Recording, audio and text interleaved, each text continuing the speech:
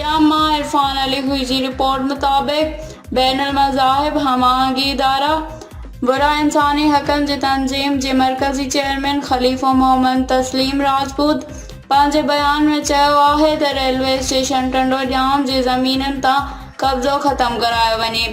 Railway station जे आसपास जुआ मंशियात ice heroine जो विकिरो जाम आहे, उनखे ख़त्म करे रेलवे स्टेशन जे मुलाज़िमनि ते पिणु कार्रवाई कई वञे।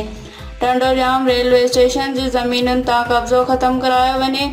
टालपुर ॻोठ खां सखी वहाब टाउन ताईं रेलवे जी ज़मीनूं विकिरो थियण लॻियूं।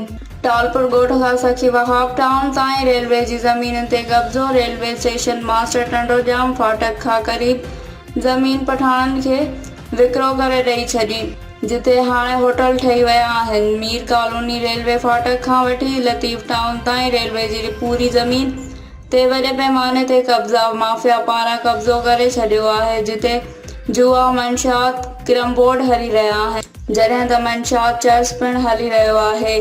उन मौक़े ते टंडोजाम जे अवाम सूबाई वज़ीर शर्जील इनाम महमूद रेलवे जे वफ़ाक़ी वज़ीर खां मुतालबो कयो आहे त टंडोजाम रेलवे स्टेशन जे आसपास ज़मीनुनि ते थियल कब्ज़ो हटायो वञे।